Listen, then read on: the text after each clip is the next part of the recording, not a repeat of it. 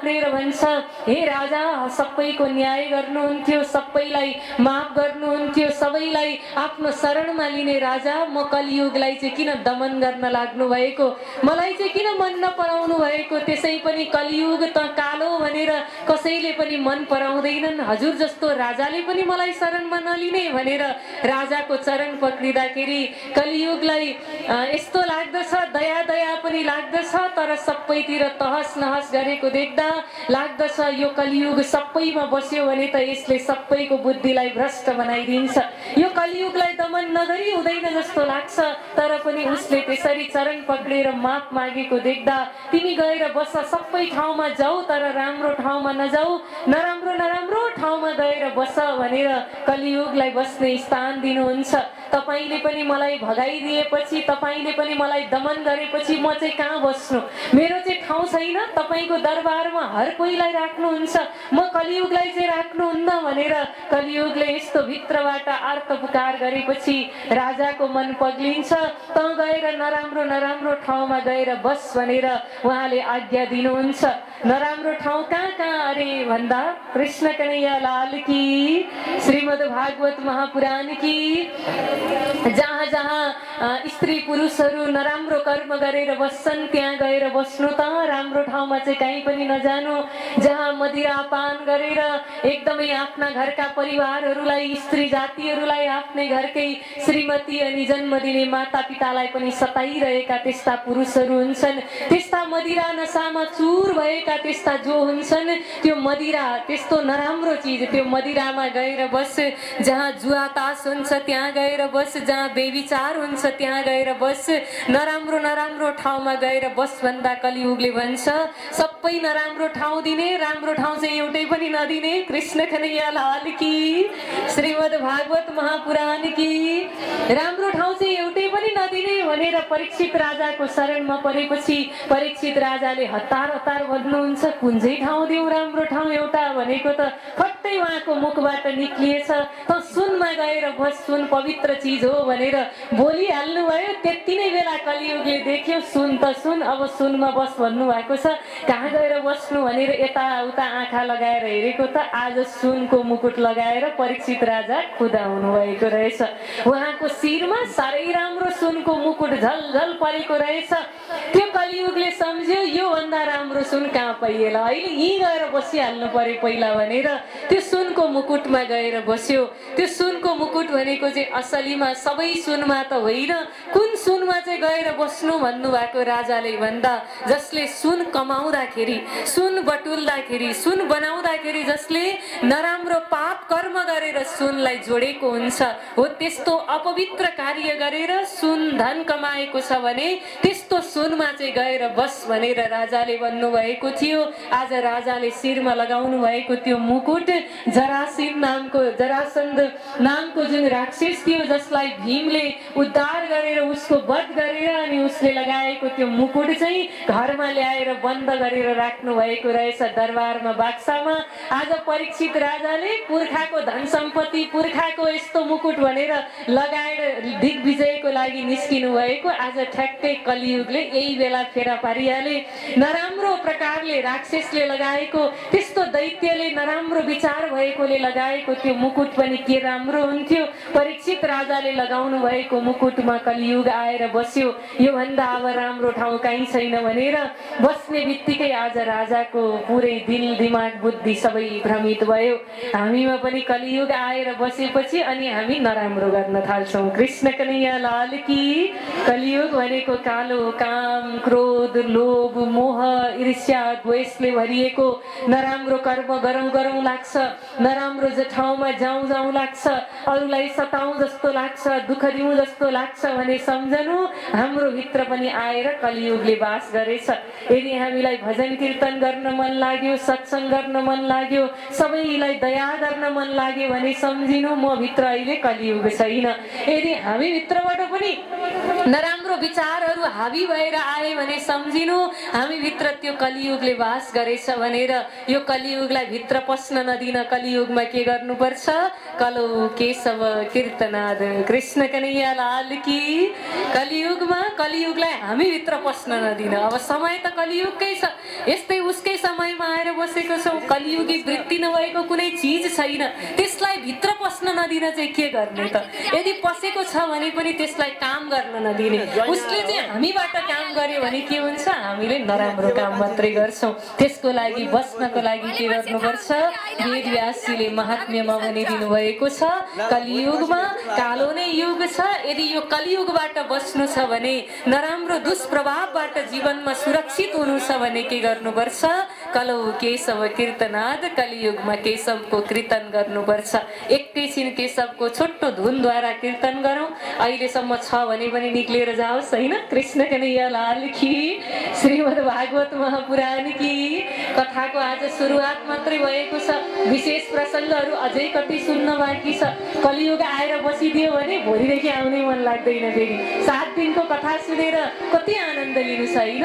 हजुर हामी कोही भित्र पनि त्यो कलियुग प्रवेश नगरोस्, त्यसको लागि छोटो कीर्तन गरौँ अनि अगाडि प्रसङ्ग बढाउँला। श्री कृष्ण गोविन्द माधव श्याम, कृष्ण गोविन्द माधव श्याम, मुकुंद केशव जय घनश्याम, मुकुंद केशव जय घनश्याम। श्री कृष्ण गोविन्द माधव श्याम, श्री कृष्ण गोविन्द माधव श्याम, मुकुंद केशव जय घनश्याम, मुकुंद केशव जय घनश्याम।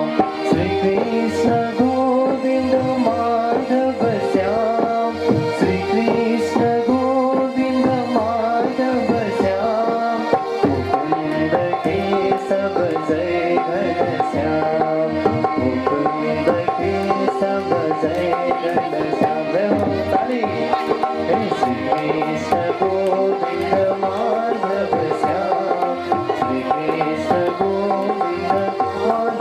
श्याम, मुकुंद केशव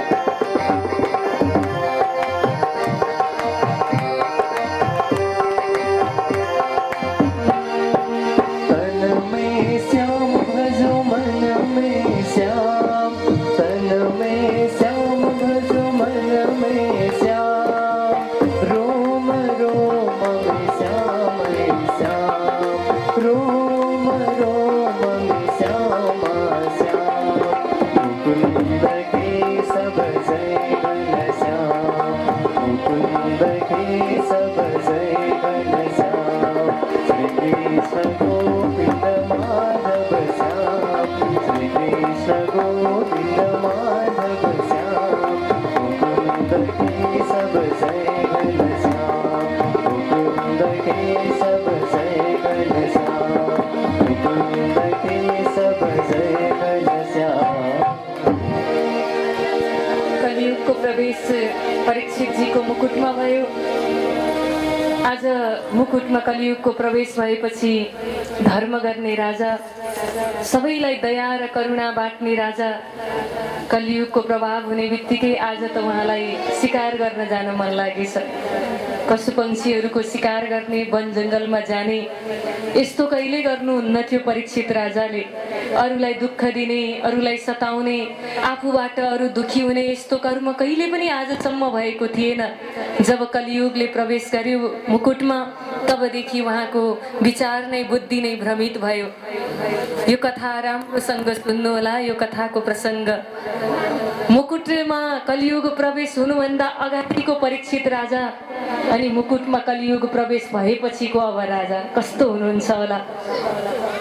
कलियुग हामीमा प्रवेश हुनुभन्दा अगाडि, हामीमा नराम्रा विचारहरू आउनुभन्दा अगाडिको हाम्रो जीवन अनि कुनै क्षण हामीभित्र पाप कर्म गर्ने विचार आएको हाम्रो जीवन कस्तो हुन्छ।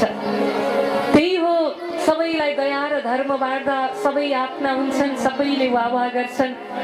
अरूलाई दुःख दिन्छु भनेर सोच्दा कोही पनि आफ्नो हुँदैनन्। हामी कति एक्लो हुन्छौँ। आज परीक्षित राजा कलियुग प्रवेश भएको छ। शिरमा शिकार गर्नको लागि भनेर जङ्गलतिर लाग्नुहुन्छ। जङ्गल जानुभएका राजा शिकार गर्दा गर्दै धेरै भोक र प्यासले सताउन लाग्दछ। भोकको त कहिले अनुभव नै हुने थिएन, तिर्खाले त कहिले सताउने नै थिएन राजालाई। अरूलाई दया गर्ने राजा बाटोमा प्यासी देखिँदा पनि हजुर पानी पिउनुहोस्, जल लिनुहोस् भन्दै सबै प्रजाहरू कहीँ न कहीँबाट भेटिन्थे। आज त अरूलाई दुःख दिन शिकार गर्न भनेर गएको हुनुहुन्छ राजा परीक्षित। आज उहाँलाई पानी पिलाउने को, आज उहाँलाई खाने भनेर सोध्ने को, जो अरूको खानेकुरा हरण गर्दैछ, जो अरूलाई दमन गर्न जाँदैछ, जो अरूलाई दुःख दिन जाँदैछ, उसलाई जल पिउनुहोस् भनेर जल पिउन दिने को। हेर्नुहोस् त, आज बाटोमा कोही भेटिएन। यो प्रसङ्गलाई प्रत्यक्ष जीवनमा हजुरआमीले घटाउने गर्नुपर्छ अनि कथाको प्रसङ्गले हाम्रो जीवनलाई पनि केही न केही रस दिन्छ। परीक्षित राजाले आज कोही भेटाउनु भएन, तिर्खा लाग्न थाल्यो। खानेकुराले भोक प्यास याद आइरहेको छ, राजदरबारको भोजनहरू सबै याद आइरहेको छ। कसले दिने? घोर जङ्गलमा बस्नु भएको कोही पनि देख्नु भएन। पानी पिलाउनको लागि धेरै ऋषिहरूको सन्तहरूको दरबारमा सेवा गर्थे। पक्कै पनि कुनै ऋषिको आश्रमतिर गए भने त पानी दिन्छन् होला भनेर परीक्षित राजा आज ऋषिको कुटी खोज्दै, आश्रम खोज्दै जानुभयो। एकजना ऋषिको आश्रममा पुग्नुभयो, श्रमिक ऋषिको आश्रममा भित्र गएर हेर्नु भएको ऋषि हुनुहुन्न। कहाँ जानुभएछ? आज त्यही रिस उठ्न थालिहाल्यो। अस्ति नै रिस उठ्दैन थियो सन्तलाई देख्दाखेरि। सन्तको दर्शन कहिले पाउला भनेर पुरै प्यासी भएर सन्तको दर्शनको प्यासमा जाने परीक्षित आज पानीको प्यासमा जानुभएको छ। कुरो पनि त मिलिरहेको छैन। भित्र कुटीमा हुनुहुन्छ कि भनेर हेरेको, भित्र कुटीमा पनि हुनुहुन्न। बाहिर निक्लेर हेर्दा वरिपरि पनि हुनुहुन्न। खोज्दै जानुभएको, अलिक पर ध्यान गरेर बसिरहनु भएको रहेछ। पुरै आसन जमाएर, आँखा बन्द गरेर, योगारूढ भएर परमात्माको जप तपमा ध्यानमा लाग्नु भएको श्रमिक ऋषि यो ध्यान गरेको देख्दा परीक्षित राजालाई लाग्छ यी ऋषिलाई ध्यानबाट जगाउनु पर्यो अनि पानी पिउनु पर्यो, केही खानु पर्यो भनेर ऋषिलाई ध्यानबाट जगाउन खोज्नु भएको, उठाउन खोज्नु भएको परीक्षित राजाले ऋषि त ध्यानमा पुरै उही पुग्नु भएको रहेछ, परमात्माकै पासमा हुनुहुँदो रहेछ। जप पनि यस्तो गर्नुपर्छ, अरूले बिउजाउँदाखेरि पनि नबिउजियोस्, हामी नउठौँ, अरू कसैले उठाउन खोज्दाखेरि पनि आँखा नखुलोस्, कोही बोलाउन आएछन् भने पनि कानमा उनीहरूको आवाजै नसुनियोस्। यस्तो जप गर्नुपर्छ अरे, अनि त्यो जपले फल दिन्छ। कलियुगमा त जप पनि हुन्छ, ध्यान पनि हुन्छ। जप गर्दा नाम परमात्माको जप्दै घरको मान्छेले यसो बोलाइदिनु भयो भने घरकै मान्छेको नाम याद आउँछ। हो केही नभन्नुहोस् त। कृष्ण कन्हैया लाल की, श्रीमद् भागवत महापुराण की। जप पनि जपेर शक्ति त्यति बेला आउँछ अरूको नाम याद आएन भने, परमात्माकै नाममा आफ्नो मन लागिरह्यो भने। हामी ध्यान गर्न त बसेको हुन्छौँ, ध्यान गर्दा गर्दै के हुन्छ, परमात्माको ध्यान गर्दै गरेको एउटालाई आएर यसो छोइदियो भने हाम्रो ध्यान उहीतिर जान्छ। भनेपछि हामीलाई ध्यानबाट केही प्राप्त हुन्छ त? कलियुगमा न जपबाट केही प्राप्त हुन्छ, न ध्यानबाट केही प्राप्त हुन्छ, न योगबाट केही प्राप्त हुन्छ। किन भन्दा प्राप्त नहुने त होइन, तर हाम्रो ध्यान त्यही टिकिरहँदैन। जसको गरेको हो ध्यान उसमै ध्यान पुगिरहँदैन, जसको जप गरेको हो उसकै नामको माला मात्रै घुम्दैन। आएर बिचमा कसैले बोलाइदियो उसको नामको माला फिर्न थाल्छ अनि ध्यान टुटिहाल्यो। के पाइयो त? कृष्ण कन्हैया लाल की, श्रीमद् भागवत महापुराण की। तर यहाँ ऋषिको ध्यान, उहाँ योगारूढ हुनुहुन्थ्यो, अरूले भङ्ग गर्दैमा उहाँको ध्यान भङ्ग हुने थिएन। आँखा खोल्दै खोल्नु भएन। परीक्षित राजा त हो, कलियुग प्रवेश गरेको त हो, अति रिसाउनु भयो, रिसले चुर चुर भएर ती जो थिए श्रमिक ऋषि उनलाई यसो वरिपरि के गरौँ जस्तो भयो। अघिसम्म सन्त गुरुजी भनेर जाँदै हुनुहुन्थ्यो, अलिअलि त कमसे कम भावना आउँदै थियो। अब त केही पनि ती साधुले दिएनन् भनेपछि रिसले क्रोधित भएर अब त ढोङ्गी साधु यसले के धर्म गरेको होला, यसले ढोङ गरेको मात्रै हो, मलाई यस्तो प्यासीलाई पानी पिउन नदिने, उल्टो माला जप गरेर बस्ने, यसको धर्मले के गर्छ भनेर नाना भाती गाली गर्न थाल्नुभयो। अलि पर छेउछाउमा हेरेको त एउटा मरेको सर्प देख्नुभयो। त्यो मरेको सर्प देखेपछि यस्तो रिस उठेछ ती श्रमिक ऋषिदेखि परीक्षित राजालाई, यिनलाई यो मरेको सर्प गलामा लगेर माला लगाइदिनु पर्यो भन्दै लगेर पानी पिउन त दिएनन् यी ढोङ्गी ऋषिलाई भन्दै मरेको सर्प गलामा लगेर बेरिदिनु भयो। ऋषिको ध्यान अझ पनि खुल्दैन, अब केही नपाउने भए भनेर परीक्षित राजा प्यासले तिर्खाले भोकले आत्तिएका राजा अब आत्तिँदै दरबारतर्फ लाग्दछन्। दरबारमा गएर मुकुट खोलेर राख्दछन्। खोलेर राख्ने बित्तिकै झसङ्ग हुन थाले परीक्षित राजा। ओहो, अघि मबाट यस्तो कर्म कसरी भयो? एकैछिनमा त्यो कलियुग निक्लिने बित्तिकै, मुकुट निकाल्ने बित्तिकै फेरि जस्ताको तस्तै सादगी आयो जीवनमा, पुरै पहिलाको जस्तै भावना आउन थाल्यो। याद भने रह्यो, आज शिकार गर्न म कसरी गए, मद्वारा पशु पक्षीहरू कसरी मारिए, मद्वारा त्यस्तो ऋषिलाई, परमात्माका सन्तहरूलाई, भक्तहरूलाई त्यस्तो अशुभ कर्म मद्वारा कसरी भयो भनेर यस्तो टाउकोमा हात लाउँदै पछुताएर बस्न लाग्नुभयो राजा। आँसु पनि बगाउन लाग्नुभयो। पछि परीक्षित राजाबाट सन्तहरूको अपमान भयो, सन्तहरूलाई हेला भयो, धर्मको कर्म भएन, अब म राजा भएर रहनुको केही अर्थ भएन भनेर छाती पिटी रोइरहनु भएको थियो। उता चाहिँ के भयो भने श्रमिक ऋषि त ध्यानमै हुनुहुन्थ्यो, योगारूढ हुनुहुन्थ्यो। त्यो मरेको सर्पको माला लगाएको देखेर उनको जो पुत्र हुनुहुन्थ्यो श्रृंगी ऋषि स्नान गर्न भनेर साथीभाइसँग जानुभएको नदीमा स्नान गरेर फर्केर आउँदाखेरि त आफ्नो पिताजीको गलामा मरेको सर्पको माला देख्दाखेरि श्रृंगी ऋषिलाई, श्रमिक ऋषिका पुत्र उनको छोरालाई श्रृंगी ऋषिलाई धेरै रिस उठ्दछ। कसले मेरो पिताजीको गलामा मरेको सर्प लगाइदियो भनेर आत्तिँदै उहाँ पनि सोच विचारै नगरिकन श्राप दिन लागिहाल्नुभयो। कृष्ण कन्हैया लाल की, श्रीमद् भागवत महापुराण की। आत्तिन चाहिँ हुने रहेछ, हेर्नुहोस् त, आत्तिएर दिइहाल्नुभयो, बुझ्नै भएन कसले कुन कारणले कुन अवस्थामा पिताजीलाई सर्पको माला लगाइदिएको हो, मरेको सर्पको माला, यो बुझ्नु भएन। आउने बित्तिकै कमण्डलुमा अलिकति जल थियो, त्यो जल हातमा राखेर संकल्प गर्न थालिहाल्नुभयो, जसले मेरो पिताजीको गलामा मरेको सर्प यसरी लगाइदिएको छ त्यसको आजको ठिक्कै 7 दिन बादमा तक्षक नागले टोकेर त्यसको मृत्यु भइहालोस् भनेर श्राप दिइहाल्नु। अब त मुखबाट बोलेपछि त त्यो फिर्ता आउँदैन नि त। कृष्ण कन्हैया लाल की। श्री